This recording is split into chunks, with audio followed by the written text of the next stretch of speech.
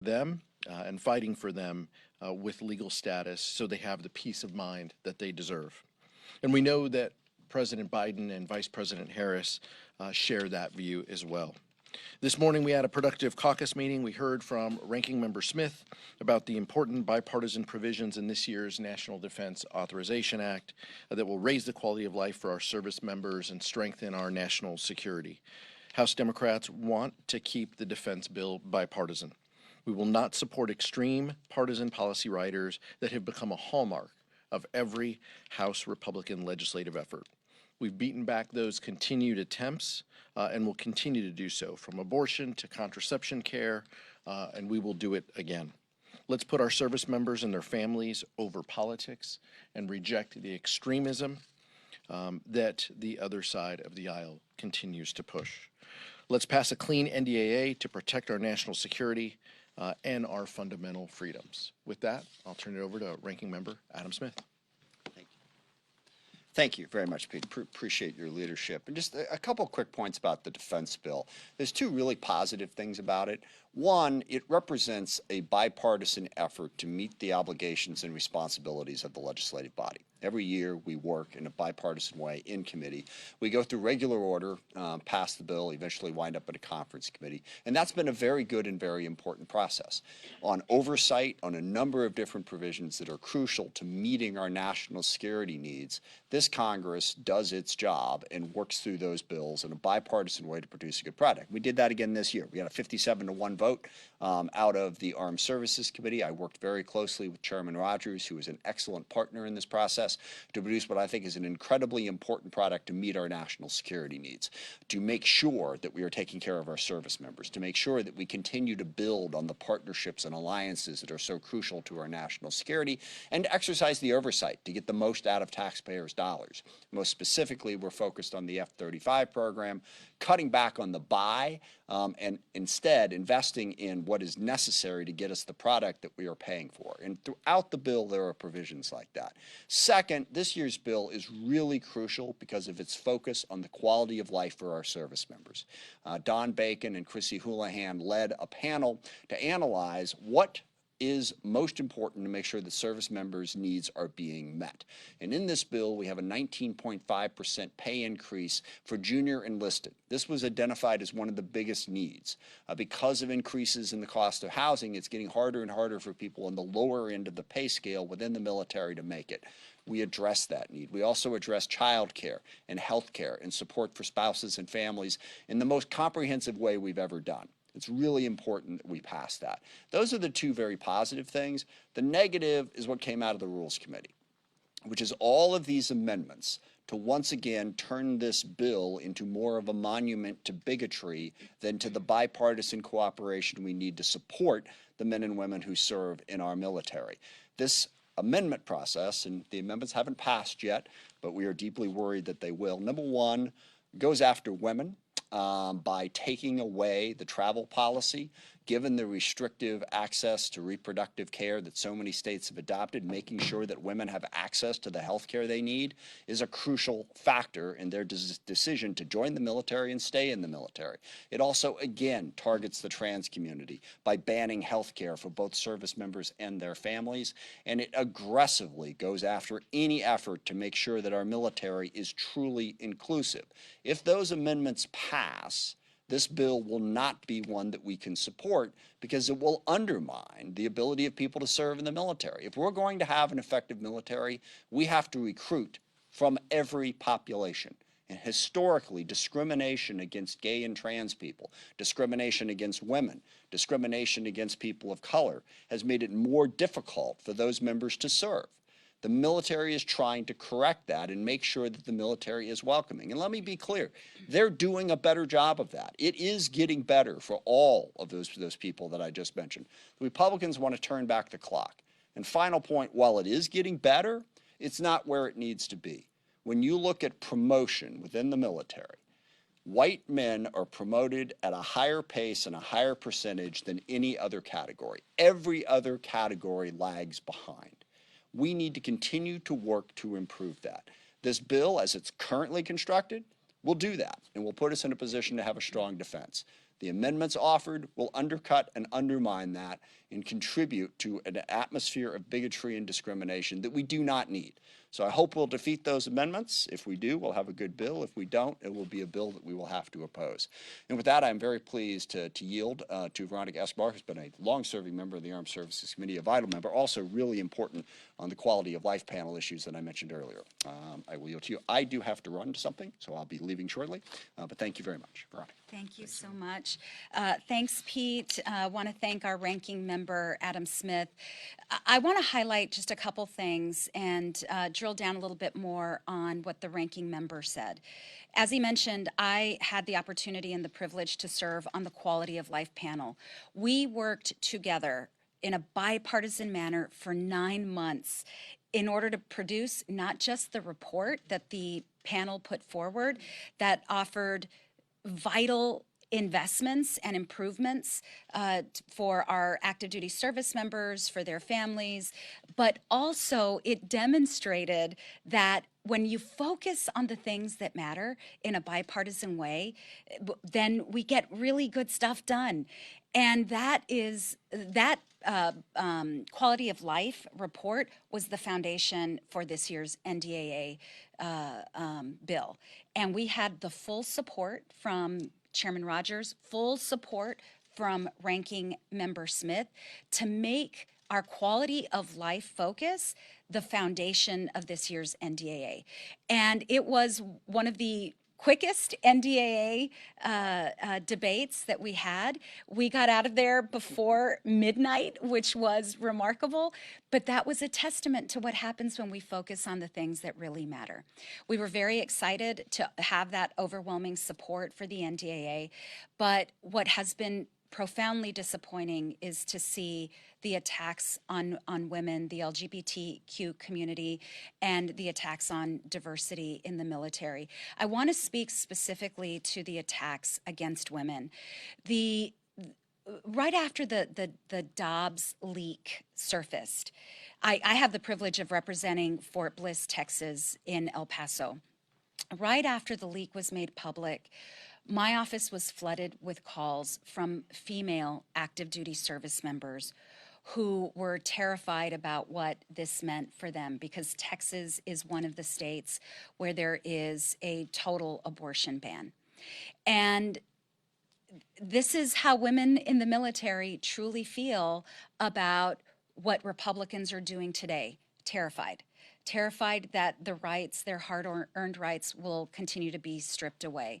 The debate that is going to happen, especially around women's reproductive freedom on the floor on this bill, is important to defeat. That amendment is important to defeat. The debate is going to be important for Americans to listen to. We have to watch what Republicans do, not what they tell us. They frequently say that they respect the rights of women, but when we look at what they are doing, specifically through this bill, to women in the military, wanting to strip women of their reproductive freedom, then that is proof of the vision that they have for all women in America. And we will do everything possible to defeat these awful amendments and to ensure that our bipartisan work product is what ends up going to the Senate. And if these amendments pass, it will be a repudiation, unfortunately, of the really great bipartisan work that we did in committee to focus on the things that matter. And with that, I'll turn it back to our caucus chair. Thank you, Veronica. Questions? Max? Earlier this week, we saw the trial of Hunter Biden wrap up. I'm curious your thoughts on that conviction and some of the Republicans, their arguments that there's a two-tiered system of justice seemingly repudiated by the president's son being convicted. They seem wrapped around the axle on their own messaging. But the bottom line is Hunter Biden sat before a jury of his peers. A verdict was rendered. And House Democrats believe in the rule of law, and so we will respect that ruling. I think President Biden's statement on this was very clear from the perspective of a parent who's dealing with someone in their family, and many people around the country have that same feeling. and they've been touched in that way. So I'll let that statement speak for itself. Will you back Congressman Cuellar despite being indicted on corruption, bribery charges? I've answered that before. I've endorsed Henry Cuellar. He's the Democrat on the ballot in South Texas. That hasn't Do you have any concerns changed. about the charges, him and his wife accepting $600,000? You know, again, it's similar to the last comment. We have a justice system. We need to let the justice system play out. When the justice system has a ruling, like Hunter Biden or like convicted felon Donald Trump, we will respect that ruling. If the justice system yields a verdict and a ruling in that case, we'll respect that as well. In the meantime, he's a member of our caucus and has our support. Nick. Yeah, I wanted to ask about Congressman Perry serving on the Intelligence Committee as a member of the January 6th committee. Your investigation had touched on his efforts to overturn the 2020 election. Should he be serving on the Intelligence Committee, and would you support a floor vote to try to remove him? I haven't heard of any such effort to remove him from the floor. Look, I think it's incredibly dangerous that someone who the FBI has seized their phones related to that activity is serving in the Intelligence Committee or could serve in the Intelligence Committee and have the highest classification dealing with government documents. We need people on that committee who respect the rule of law. And I'm concerned that some members on the other side, like Scott Perry, don't. Thanks. Thoughts about Trump coming tomorrow and meeting with Republicans? This is just another, example of House Republicans bending the knee to Donald Trump. He wants them to impeach Joe Biden. They failed at that. Now they're moving on to Merrick Garland. Censures, impeachments. I mean, that's just how dysfunctional the House Republican Conference is. So it's no stranger that they're asking their leader to come talk to them. They will do whatever he asks them to do. That's been very clear. So I don't think I wouldn't put this in the category of being very surprising. But it's nothing that we're invited to. So we'll let them do what they're going to do. You have anything? What? Over the weekend, we saw a pro-Palestinian protest where statues were defaced and a park police officer was assaulted. What do you think the appropriate action should be in response to that? The appropriate action is people should be held accountable for their actions. Every citizen has a right to peacefully protest opinions that their friends, neighbors, and that their government takes, but they cannot trespass, deface, or commit acts of violence against anyone. That is the line, and if somebody crosses the line, they should be held accountable by law enforcement. You're back. You? Thank you. Hi. On the NDAA, I know you This one's for you. were saying that you really want to make sure that diversity and inclusion is recognized in the military. But to take your hands off of the entire bill if those amendments are not passed it's like protecting a smaller number of people to possibly the detriment of a larger group of people. Have you considered that? Have you considered that the entire military could lose, for example, the 19.5% pay increase over reproductive rights? Let me make this absolutely clear. There was a very bipartisan effort to craft the NDAA. There was a bipartisan vote to pass the NDAA out of committee. We are deeply committed to making sure that we provide the quality of life investments and support that we worked so hard on.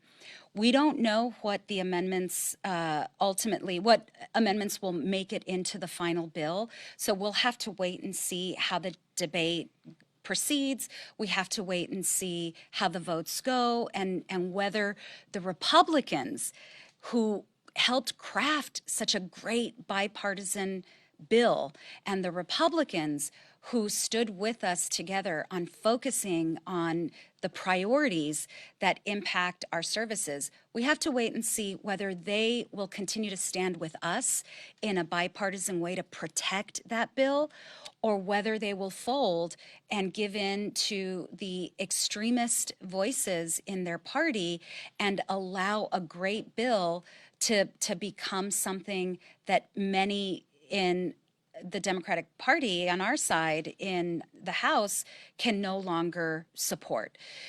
So we'll have to wait and see what the final product looks like. But this is truly on House Republicans, especially House Republicans on the Armed Services Committee. I hope they stand with us to protect our great work product and do not dilute that work with poison pills that they know will ultimately make this a very difficult bill to pass. Because of the work of Veronica and Ranking Member Smith and House Democrats, this bill passed 57-1. I would hope that our colleagues on the other side of the aisle stay true to the contents of that legislation and don't add any poison pill riders that would dilute a bipartisan vote like that. Thank you, Mr. Chair. We're in the middle of Pride Month. Within the context of that month, it's a celebratory time for the LGBTQ community. There are a lot of anti-LGBTQ riders in the NDAA and a lot of the appropriations bills that are passing through committee right now. What's your message to the community who, members who may feel disillusioned with politics, disillusioned with the process, who feel like they're not a part of the process as House Republicans are putting forward policies that kind of exclude them from these important programs? Yeah, it's a great question. I'll ask Veronica to speak to the defense piece, to the NDAA piece as well, but we've seen this in the House Appropriations Committee, anti-LGBTQ riders placed onto these bills.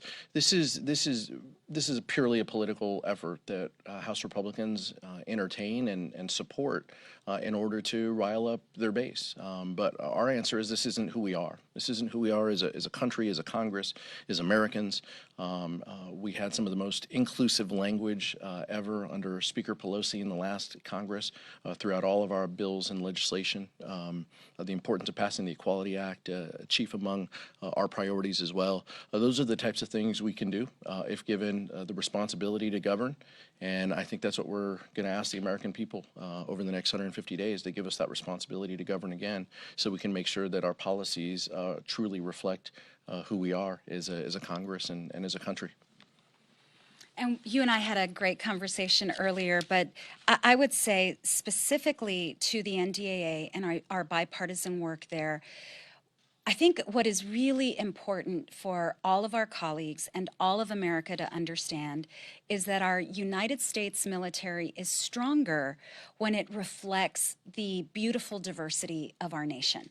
When our active duty service members work side by side along with fellow Americans who have been given a shot to defend our nation and who have not been purposefully excluded. There is so much talent in our country. There are so many great members of the United States who want to become members of the U.S. military. But if we allow bigotry, and the ranking member said it perfectly. He calls these amendments a monument to bigotry. If we allow that bigotry to prevail, the message we are sending to, whether it's the LGBTQ community, whether it's to women, whether it's to Black, Latino, Asian Americans, you name it, is you're not wanted here. And Democrats will continue to stand against that bigotry and make sure that we are fighting for space for everyone, because we're better off because of it. The military is better off because of it. We have heard high-ranking generals talk about the need for that diversity and that inclusion and that equity. We're going to keep fighting for that. But as our chairman said, really it is ultimately in November, it's going to be up to the American people to make sure that they help determine what kind of America they want. And my hope is that the vast majority of Americans are with us to fight for equality and inclusion. This afternoon, the contempt resolution against baby brown